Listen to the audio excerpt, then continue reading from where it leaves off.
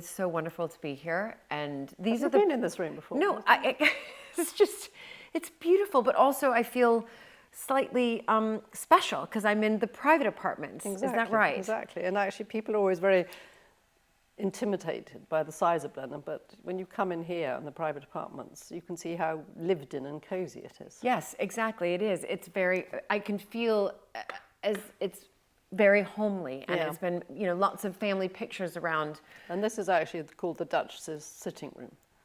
And so typically, every generation, probably not so much early on, this is where the Duchess hang out. It was her sitting room. So she would sit at the desk and write letters.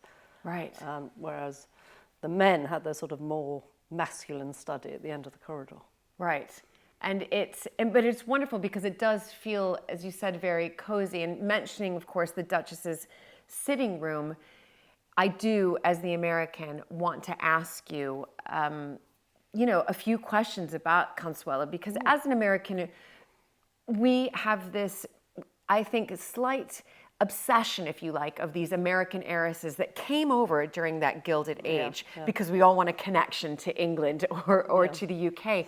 And Consuelo is probably the most well-known American heiress. And actually, sort of being brought to life again by the Gilded Age, the new series. And funnily enough, I've just come back from Newport, Rhode Island, where all the cottages are, Yes. So I was at Marble House and the Breakers, because I'm on the board of the Newport International Preservation Society. Right. So we had a meeting there, and it was such fun, because I hadn't been there for about 10 years.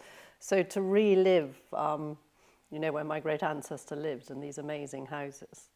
And the first night we had dinner in Marble House, so it was quite nostalgic for me to be there. Of course it would be. And let's start with Marble House then, because if I'm right in saying that Marble House was where the 9th Duke proposed to Consuelo. Yeah, that was absolutely. So very much, as we know, persuaded by the strong Alva. Yes. Her mother from Alabama in the South. It's extraordinary. And of course, Consuelo was in love with another man. Yes. Rutherford at the time. And engaged, is that right? Secret engagement? Probably, certainly the mother didn't know about it. Right, yes. And then, she was virtually locked up, so she couldn't escape. So it was all rather tragic in a sense, but, the engagement took place.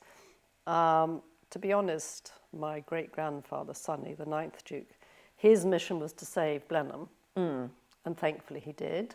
Yes. And Alva's mission was to marry off her daughter to a rich aristocrat, not necessarily British, because I think they went down the French route for a while. Yes, as many of the American heiresses did. Exactly, but anyway, I think at the end of the day, it wasn't a happy marriage, but it turned out fantastically well for everybody. So, no, absolutely. And so Consuelo arrives here, and technically arrives to the palace in 1896, married in 1895, and in New York. Yeah.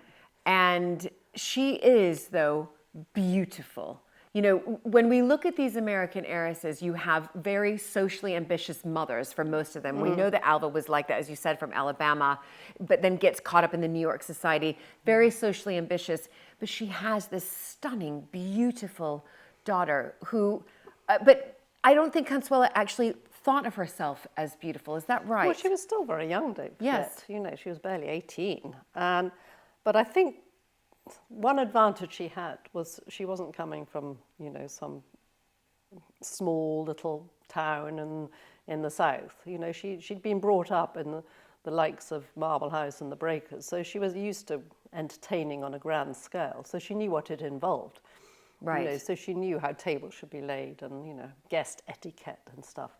Although I have to say, I think it was quite tricky initially because there's some quite strong women in our family. It seems to be the women who are the strong ones. And I think she was confronted by cousins and aunts and things of Sonny's. Right. Who were basically thinking, who's this little American upstart coming and telling us, what to do? But she soon got the measure of them. And I think at the end of the day, everybody loved her and respected her enormously. Yes. And do you, seeing that Consuelo is your great-grandmother, and what you've been able to learn about her. And you did meet her, is that right? Yes, I mean, I have a very blurred image of her. I remember she came to the house we used to live in before my father moved into Blenheim, which is Lee Place, 5 miles away. And I remember her coming there and sitting in actually a little sitting room there. And she came for tea. I don't know, maybe she was staying, I can't remember, but I do remember her in this she had the most wonderful posture, you know, elegant lady with her hair back in a bun and just sitting. And even at that age, I was thinking, gosh, you're such an elegant lady. Yes, no, I mean, that's exactly right. I mean, she is just, you know, absolutely stunning. When she arrived here in 1896, of course, I've read her memoirs and, you know, it was quite daunting for her. She arrives, the whole community of Woodstock and all around were celebrating her, rolled out the red carpet. And I think you know, when she arrived here, she was 19 at that time, but married at 18. Yeah. Arrives to Blenheim after their honeymoon, 19. But do you feel that she did bring, I mean, I'm going to say this, but this sort of American spirit to her that maybe hadn't been seen before because she was coming into the unknown? Yeah. I think probably, she was confident in a certain way and very shy in another way. But I think she was well educated, which was an asset. So a lot of the English men in particular found her very stimulating company to sit next to, because she had things to talk about. She had her own views, whether it was to do with politics or history or whatever, which perhaps a lot of English women at that stage and that age didn't. So she was always very well liked by, I think, the aristocracy, shall we say. Right. But I think life in the country was a little bit different. You know, she was used to having ensuite bathrooms and running hot water, and it was okay, we had running hot water. So it was a little bit of a shock to the system. Right. But she embraced it. You know, Yes. she took her lot and got on with it. And in the local community, you know, she did a lot of good work, some volunteering, charitable Yes. works. And as you know, that carried on after they'd separated. Yes, no, exactly. And she was very involved here. And do we know much about, you know, as she arrives here, again, very, very young, 19, but, you know, she really does take on the role. And, you know, it was an 11-year marriage, but she does take on what she's meant to, in one sense, portray as the Duchess of Marlborough. Yeah. She's involved in the community. She's making sure that all the sort of weekend parties run seamlessly. But I think you know, that was part of our upbringing, so that was probably the easier side of it. I think the more difficult side was coping with, as I say, the lack of facilities, the weather, the sort of stiff upper lip attitude. You know, she was probably a much more sort of open person. All those things, Henrietta, I can actually relate to as far as exactly. the weather in particular. But yes, it is, you know, I always say as an American, we speak the same language, of course, for the most part, the UK and America. But they are two different cultures in many ways. Yeah. And coming over here, and as you said, these large country houses didn't have those modern amenities that she was used to back in New York. No, but then she, you know, her mother had a big love of France and Paris. Right. So they had spent quite a lot of time over in Paris. So she knew about architecture. She knew about how to dress. She knew about just good living. Yes. So she wasn't exactly green. She was young, but she wasn't green. Right. And also, seeing that she's marrying the 9th Duke, your great-grandfather, you know, when you look at kind of the hierarchy, especially then, of, you know, you've got the royal family, and then you kind of look at Duke, Duchess, Blue, but this was the family, you know, to that was, you know, very friendly with royalty, and it goes all the way back, of course, to I don't know how many greats that is, but to the first Duchess of Marlborough, who was great friends with Queen Anne. So your family has very much... They've dipped in and out of being popular or not. But yes, no, pretty much so. I mean, there's always been a connection, sometimes to mutual benefit, sometimes to one side, not the other. but certainly starting with Sarah, the first Duchess, she was an incredibly strong character. And, you know, it was probably thanks to her that Blenheim actually got finished and got built, because she was the one overseeing all the works. And okay, she fell out with Queen Anne and she fell out with Vanbrugh. But at the end of the day, she realised that was her husband's wish to get Blenheim built. And it was her superb execution that got it done. Yes. And he even died well before it was completed. I mean, funnily enough, this private side we're on now, which is the east wing, this was the side that was finished first. Right. So it was the area which has always been inhabited by the family. So.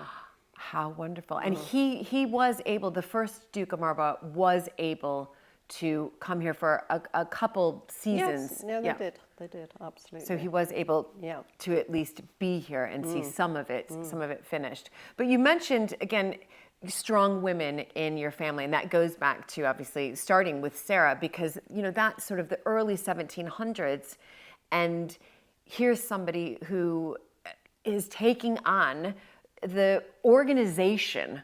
Well, not only that, but she actually built up a huge wealth in her own right, you know, making very shrewd investments, not only in property, but in stocks and shares and things. I mean, she was slightly on the inside track because she had that connection to Queen Anne. Queen Anne. And then after they fell out, and then first Duke and Duchess were in Europe, sort of self-imposed exile for a few years. And then when they came back, George I was on the throne. Right. And they got back in favour, which luckily enabled more funds to be released to finish off Blenheim. So. Yeah, no, I mean, it's fascinating to see how these historic houses all across the UK have evolved or have been able to, I guess, evolve in a way that they're still a part of the family, which, considering what happened after the Second World War, and we know so many houses were lost, that even sitting here, sometimes you think this is wonderful that it was saved, because we know, you and I know very well, that after the Second World War in particular, you know, so many homeowners left their houses because the cost to repair them was so great. And do you feel, going back just to Consuelo a little bit, that of course she brought in her millions, and in one sense that did help to preserve Blenheim? Most definitely. I mean, I always say if it wasn't for Consuelo, we probably still wouldn't be here. But having said that, we shouldn't take credit away from Sonny, because he spent that money very wisely. Right. You know, he invested in making things better, not only on infrastructure you don't necessarily see, whether it was, you know, putting in heating, more bathrooms, etc., but also the wonderful gardens he created. You've seen, the Italian gardens and the water terraces. Absolutely. And that was entirely him and his inspiration, and he worked with Duchenne, you know, the French landscape architect. Yes. And it was his passion. Yes. But he did a fantastic job. It's brilliant. Now, I'm going to take a guess here. I think I could be right. So just because we mentioned Sonny, and I know that name is that sort of the nickname that's been passed down. Well, actually, only two of them. It's Sunderland, is that right? You're right. Because we have the same. So we have just two of them in our family. We have sort of Viscount and Viscountess Hinchingbrook, and we have my husband's grandfather and his great-great-grandfather known as Hinch. So we have Earl of Sunderland, right, and then it's Marquis of Blandford, right, and then the Duke of Marlborough. So typically, when they become Earl of Sunderland, they're quite young. So, yeah, my father was nicknamed Sonny, probably after his grandfather, the 9th Duke, who was also Sonny. But those are the only two who've had Sonny. But actually, I remember when my father was Marquis of Blandford, he wasn't Sunderland anymore. He was still called Sonny, but a lot of people called him Blanny. Oh, right. Sort of his friends. Yes, exactly. That was sort of his nickname. But so it doesn't work so well with Marlborough. No. I was thinking, how could you shorten that? It's quite a mouthful, but it is still difficult to shorten. So yes, and you're right, mentioning, of course, the 9th Duke, Sonny of Marlborough, who did have 2 American marriages. So we have Consuelo coming in. It was an 11-year marriage. Yeah. I mean, I know that technically the divorce annulment didn't happen until 1921. But you have that period where the dowry that, I guess, Blenheim, the Marlboroughs received was quite significant, which did help, as you said. He used that money wisely. Very wisely, yeah. And what we're seeing today is... Yeah, and then, yeah, so the one who came after was Gladys. Yes. And interesting enough, she'd been a great friend of Consuelo's and his while they were married. I think even Consuelo knew her before. Maybe she introduced him to Sonny, I'm not quite sure.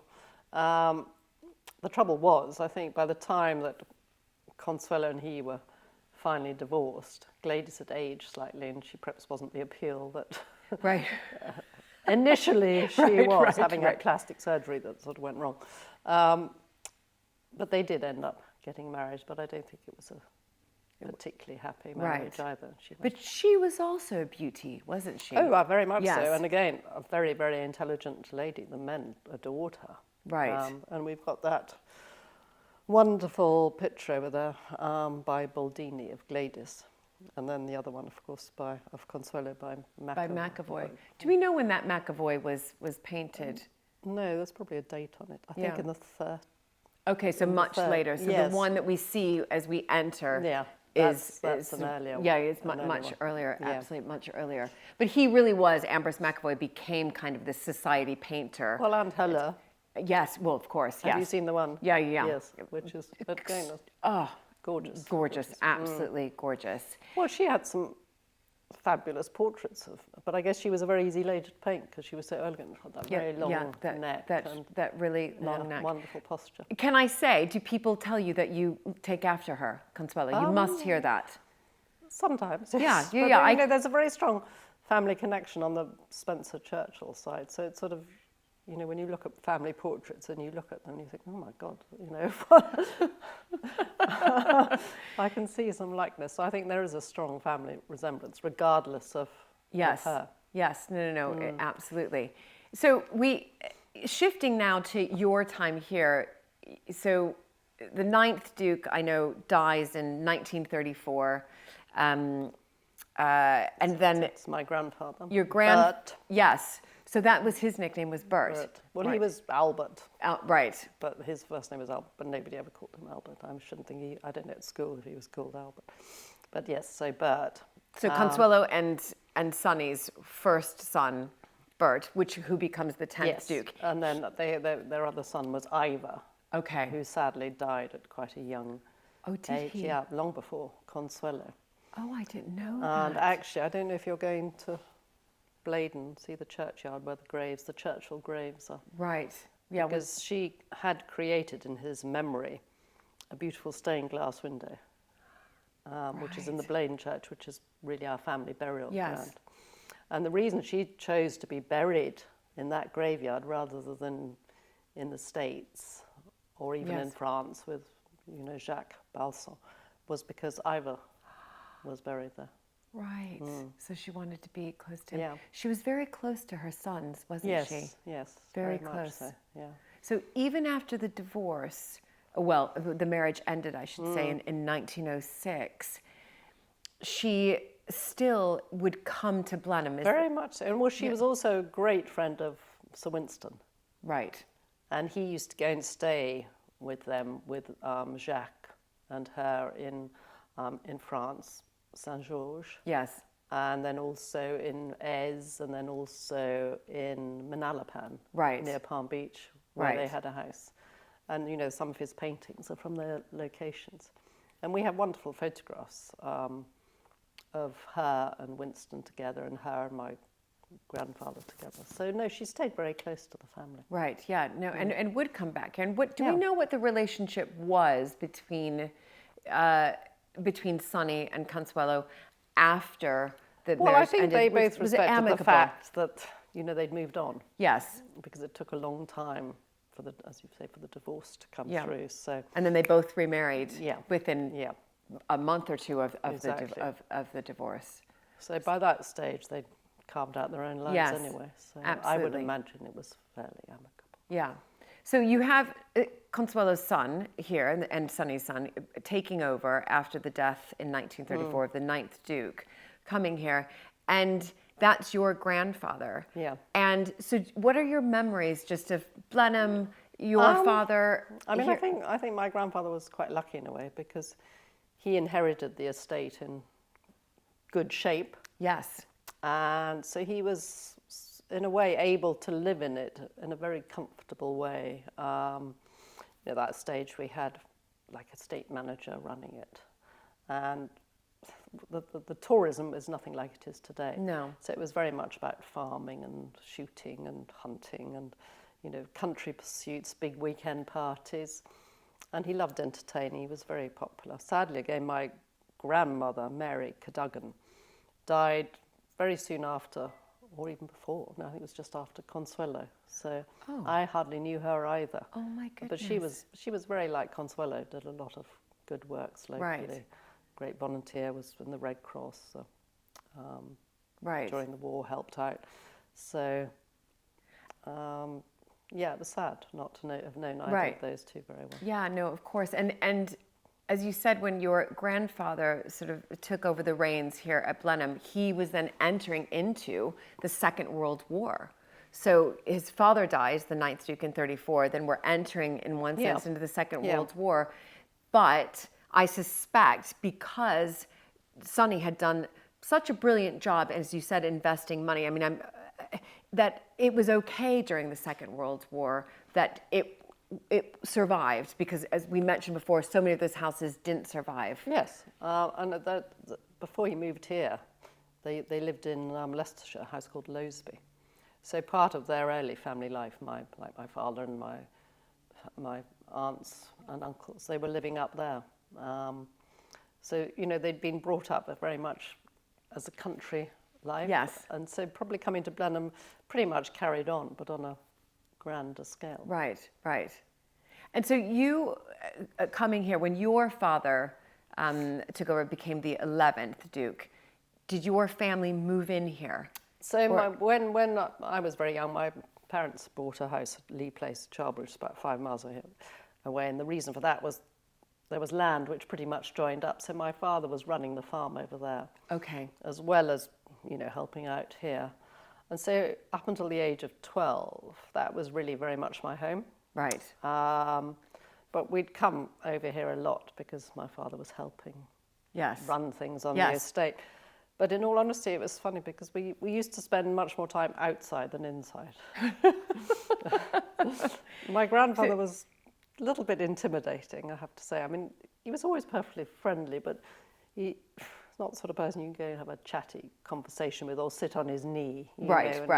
Which you might do with a grandmother, who, of course, I didn't have because she'd already died. Not on my father's side, I did on my mother's side.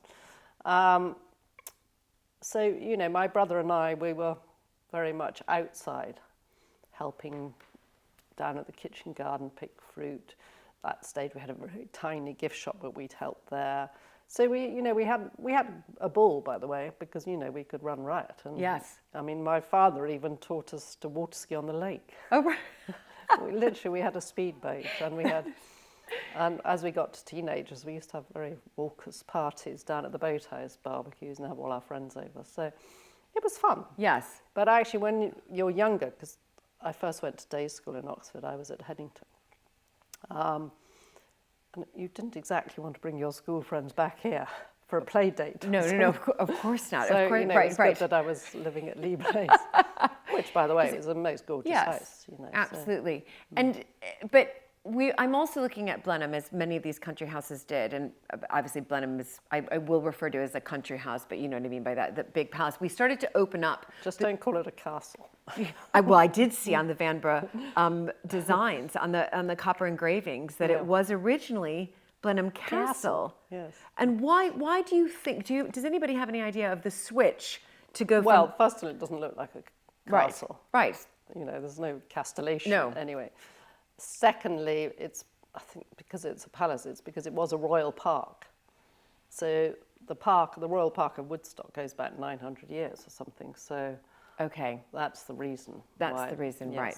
But do you think originally Vanbrugh wanted it to be a castle because he had just come off the sort of, Castle Howard? Well, the plan certainly didn't look anything like that. Right, yes, no, exactly. So I really only sort of had my own bedroom here as from the age of 12. Right.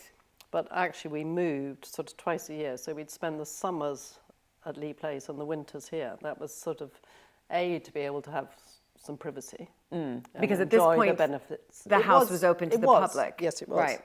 But secondly, so that like during the shooting and the hunting season, they could be here, which was much beneficial to run it. And when did the palace open up first Well, to it's the during public? really during my grandfather's Okay. time, so in the 40s, 50s. Right. But it was very few. I mean, I remember looking out over there onto the other side of the Italian Gardens. That used to be his croquet lawn. Yes. And he would happily, on a weekend, have big parties staying and play croquet out there. We'd have tea out there, which, and it didn't bother because there weren't many people wandering around, and they couldn't actually wander onto the lawn. Right. But the frustrating thing, I think, my father found living here was that there was no area of the garden where you can just, open the door and sit outside and have a barbecue or have lunch outside. You'd have to physically get in a car and go down to the walled garden somewhere like that. Right. So it's just not practical. It's not even practical parking a car. It's not a terribly user-friendly family house. Right. When you're inside, yes. Yes, But actually getting everything here. Everything here. Especially when you're juggling it with the huge number of events we have on an annual basis, some of which take place in the courtyard, which means access to the house is very difficult. Yes. So, and the numbers of people who come here. Yeah. And it's not just sort of, domestic numbers, if you like. It's the international. You're on the international scale. I mean, I'm American. That is Blenheim Palace is on everybody's yes. punch I list. think we're very lucky in that sense because obviously there's the Churchill connection, which is everybody's main love. Yes. And one of the reasons to come here. Secondly, we're very accessible because we're not far from London, Right. not far from Oxford. It's not like going to Chatsworth, which is the most gorgeous estate and house, but it's a bit more difficult to get to. Yes. Whereas yes. we're pretty much en route somewhere, or even if you come for the day, it's easy. Yeah. No, it is. It was very easy for me. Vista Village and yeah, exactly. Do a little bit of shopping. That's where we met. So I just want to also just ask you, with Blenheim, I mean, I'm going to call it's a beast. And this is a lot of, I hear outside, you've got a lot of renovation, restoration works. Non-stop. Yeah. It's non-stop because, yes, these are absolutely beautiful, stunning, exquisite buildings, but the upkeep. Oh, it's unbelievable. I mean, we had a conservation meeting yesterday where people are on that committee we meet, and we run through the list of works that need to be done. Last year, the year before, we dredged the lake, which was a big spend item. Absolutely. Had to be done, but it's you can see the benefits. It looks amazing. Clean water flows through smoothly. And our next big project we've got to do is the roof over the saloon and the Great Hall, which is mammoth. Of course it is. And it will take a couple of years and huge costs. I mean, we haven't got it down to the finite detail yet. Right. And the plan is to try and somehow make it part of a visitor experience as well. Yes. Yeah, of Because course. there's nothing worse. We've just done the Orangery, which, as you see, they're taking down all the scaffolding now, thank God. And that was for how long? That pretty much a year. Yes. And it's so disruptive, and it's also, when you're coming as a visitor, you want to get that wonderful snapshot of the big facade and appreciate it. But when you've got hoardings up and scaffolding, but at the end of the day, it has to be done, and we're trying to preserve this building for future generations to come. Yes. And for people to enjoy, because there's so much history here. There's so much history. I mean, I could talk on and on and on about it. And I think, and that is really important because when we look at these buildings, these, listed buildings, it is repairing it as much as you can, like for like. And that also involves the craftsmanship of, men and women who are so skilled in their trade, but there's not a lot of them. So we're... No, I get it. And it's expensive. It is expensive, and you know as well as I do, we don't really get much public funding, if any. Yes. So it all has to be raised by events in-house, by wonderful people coming around, paying their money to do so. But we try and explain our restoration projects so they appreciate it, because a lot of people just have no idea how much it costs to run a place like this. Yeah, it's wonderful. So can I just revert back just to the beginning of the conversation? You said you had just arrived back from Newport, and it would just be wonderful to hear, again, I read The Glitter and the Gold, and Consuelo loved going up to Newport, but you're involved in that around... Well, there's an organisation called the Newport Preservation Society, which looks after, buys, looks after, I guess it's a bit like the local national trust. Right.